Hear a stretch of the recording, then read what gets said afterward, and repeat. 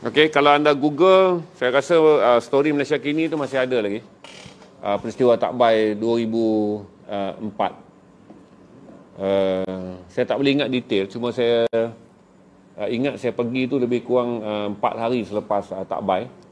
Mayat baru saja, jenazah baru saja dikebumikan. Dia masih lagi daerah operasi militer ataupun disebut DOM ataupun kawasan darurat di Thailand. Oleh kerana saya bagi tahu kata saya hanya akan, saya masuk daripada hulu, Pangkalan Hulu. Jadi saya drive kereta parking di Pangkalan Hulu dan saya masuk waktu tu tentera telah mengambil pentadbiran custom, pentadbiran immigration di border Pangkalan Hulu dengan Betung. Jen saya terpaksa bagi tahu kata saya masuk kerana nak jumpa orang, tak bagi tahu saya wartawan sebab di bawah daerah operasi militer, permit untuk masuk bertugas mestilah dimohon secara rasmi. Dan saya tahulah kalau saya mohon secara rasmi, Thailand tak akan benar mana-mana wartawan masuk kerana kawasan tu sebab tu sedang masih lagi tegang, pemburuan ke atas mereka yang disyaki terlibat dengan peristiwa Takbai masih lagi diburu. Tentera mengambil alih, kenderaan tentera berada di mana-mana.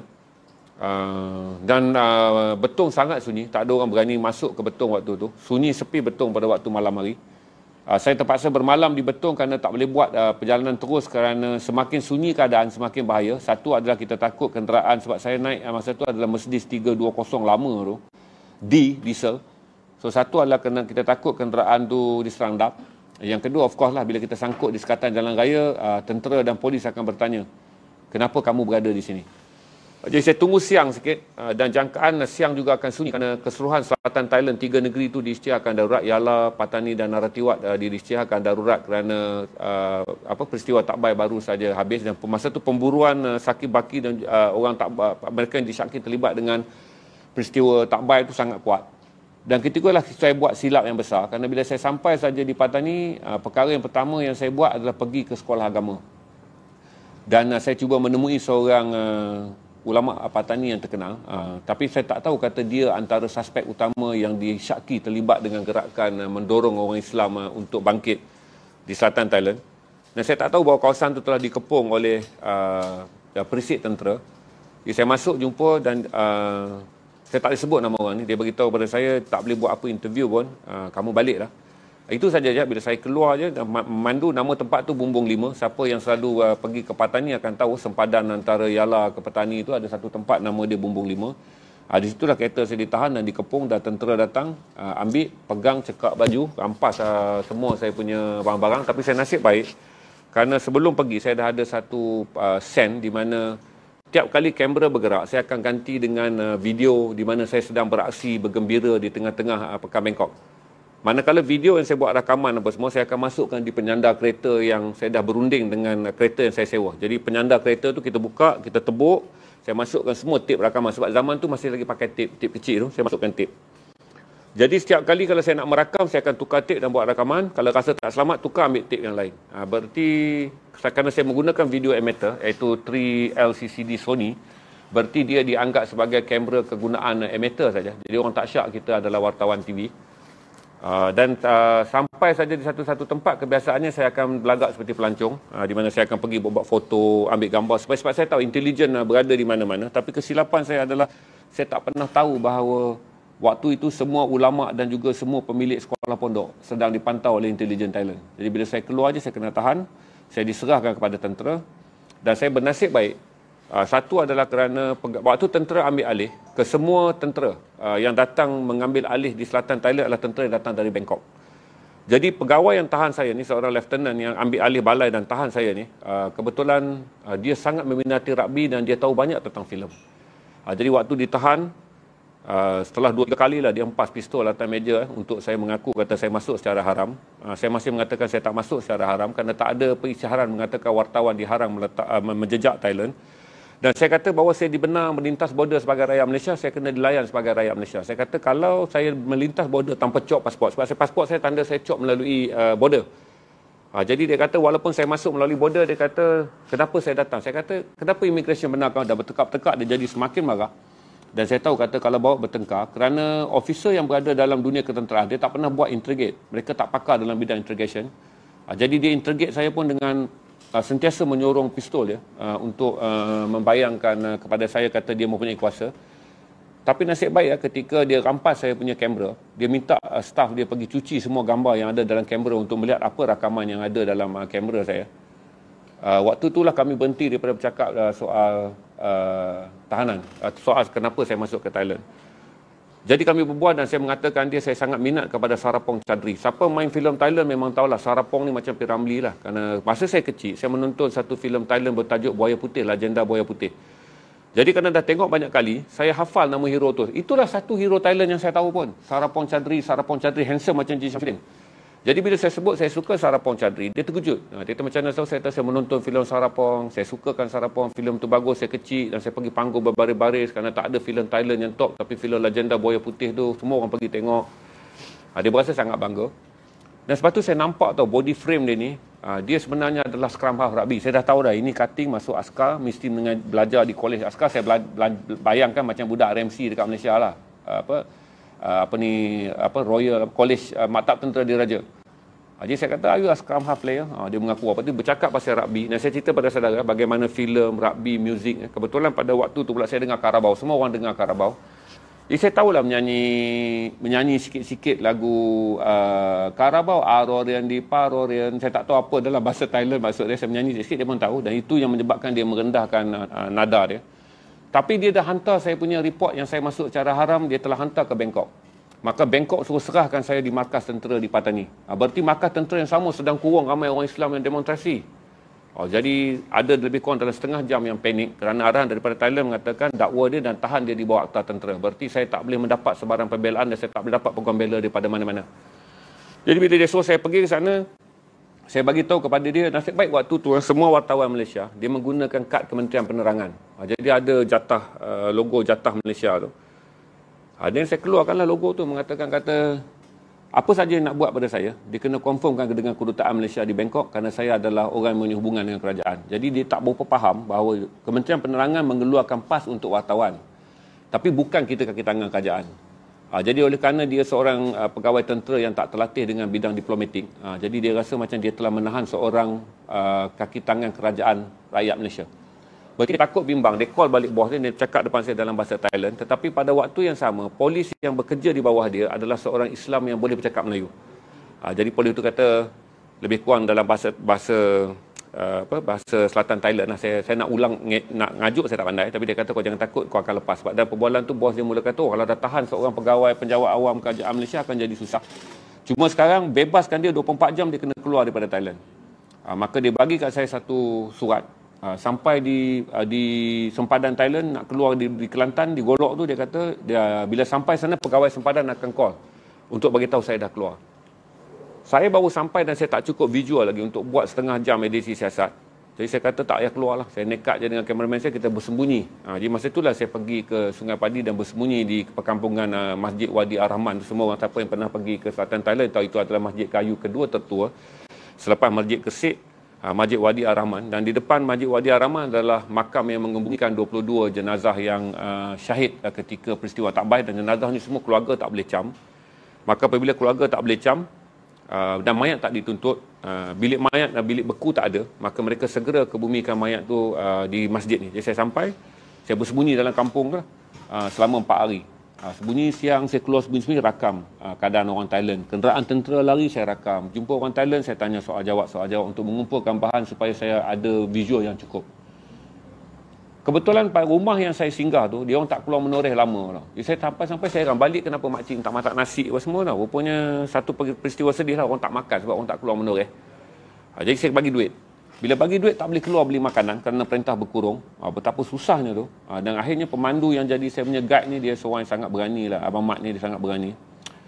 Kira orang yang hidup lama ulang alik Malaysia Thailand, bawa orang Malaysia masuk ke Thailand. Dia keluar dan beli makanan. Itulah pertama kali yang saya tahu kata tuan rumah yang saya tumpang sembunyi tu dah sehari setengah tak makan. Maksudnya saya sampai malam tu mereka tak makan daripada siang. Satu adalah kerana tak ada duit, kerana tak boleh keluar menoreh, kerana pendapatan utama orang yang berada di kampung yang berdekatan Wadi Ar-Rahman tu adalah menoreh. Yang kedua adalah kerana tak dapat keluar beli makanan.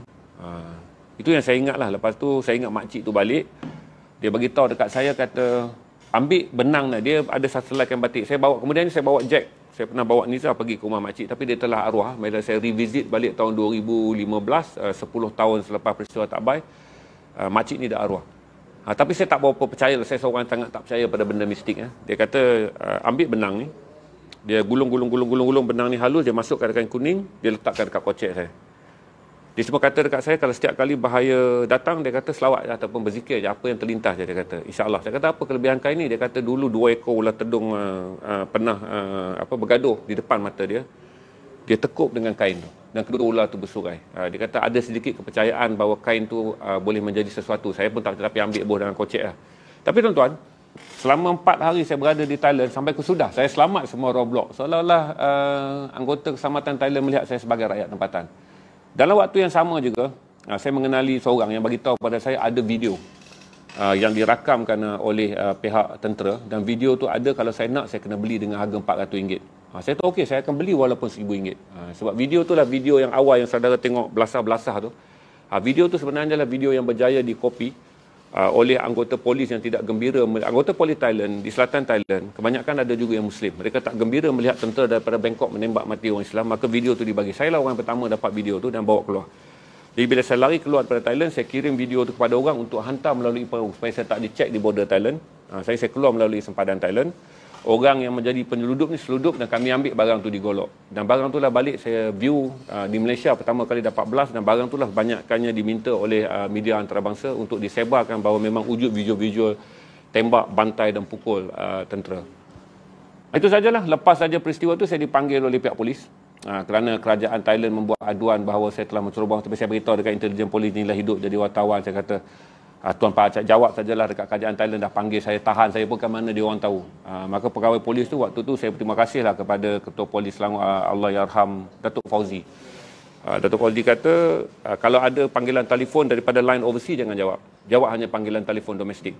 Supaya dia kata dia takut intelijen Thailand nak tengok sama ada saya bebas ataupun tidak. Tapi saya terus kepak je kad phone saya, dia kata saya tukar kad phone baru. Untuk memastikan nombor telefon saya tidak dijejak oleh intelijen Thailand. Itulah cerita dia selama bekerja, dan benda tu menang anugerah Seri Angkasa tahun 2004 bagi kategori laporan majalah TV terbaik. Saya ingat itu antara banyak award juga saya rasa, termasuk Festival Filem Malaysia. Saya pernah menang dokumentari terbaik Festival Filem Malaysia, Festival Filem Sejarah Malaysia. Tapi saya rasa Tak Baik adalah pengalaman yang menarik lah, kerana satu adalah pertama kali kita dapat rasa bagaimana melihat orang Islam dipukul mati. Masa saya pergi ke satu lagi Pulau Ru, orang selatan Thailand yang menonton ni kaki-kaki bandar tahu. Saya pergi ke Masjid Wadi Ar-Rahman, ada 22 jenazah. Ada satu lagi pulau yang kita seberang je naik bot biasa. Masa saya nak seberang tu pun, tuan yang punya sampan tu bagi tahu dekat saya, kata bukan duit yang dia nak, tapi nyawa dia. Dia takut keluarga dia jadi apa-apa. Jadi kami terpaksa menyeberang waktu malam. Saya datang balik pada malam hari. Malam hari menyeberang dengan bot tu untuk sampai ke pulau tu. Saya tidur di pulau tu, pagi baru saya boleh ambil gambar 6 makam tu dan interview dengan keluarga orang yang mati dibunuh. Jadi sebanyakkan keluarga bagi tahu pagi tu anak dia keluar untuk beli sarapan, kemudian dia dengar riuh di Pekan Tak Baik, dia pun pergi ke Pekan Tak Baik. Jadi kebanyakan mangsa tak tahu apa yang sedang berlaku. Jadi mereka pergi ke Pekan Tak Baik. Masa tu belum ada viral ni, belum ada Facebook. Jadi manually dia orang bagi tahu kata sesuatu sedang berlaku. Rupanya orang Thailand sedang berhimpun di depan Balai Polis Tak Baik untuk menuntut pembebasan 6 orang pemimpin agama yang ditahan kerana dituduh teroris. Itu punca dia. Jadi orang Thailand keluar ramai-ramai minta lepaskan guru-guru sekolah pondok ni. Mereka tak terlibat dengan keganasan, mereka tak terlibat dengan warat ni. Satu panggilan kepada pengganas di selatan Thailand ni. Jadi dia kata anak dia pagi, dia kata umur 17 tahun, keluar beli sarapan, jadi dia dengar kecoh-kecoh, dia pun pergi. Bila pergi dia tembak. Tapi yang paling sedih adalah suami isteri. Isteri dia mengandung. Jadi isteri dia kata suami dia bagi tahu kata sekejap je untuk keluar setengah jam. Maksudnya naik sampan tu keluar, beli barang dan akan balik ke sampan. Dan dia hanya tahu suami dia mati seminggu. Masa hari yang saya pergi tu, kira 5 hari tu, maksudnya jenazah baru sampai, saya sampai hari yang ke-6. 5 hari tu dia baru tahu suami dia meninggal. Maksudnya pergi ambil keadaan jenazah pun hanya cam kerana dalam kocek tu ada IC menunjukkan dia adalah suami kepada perempuan ni. Jadi banyaklah peristiwa yang kita rasa bagaimana tengok orang Islam dibunuh.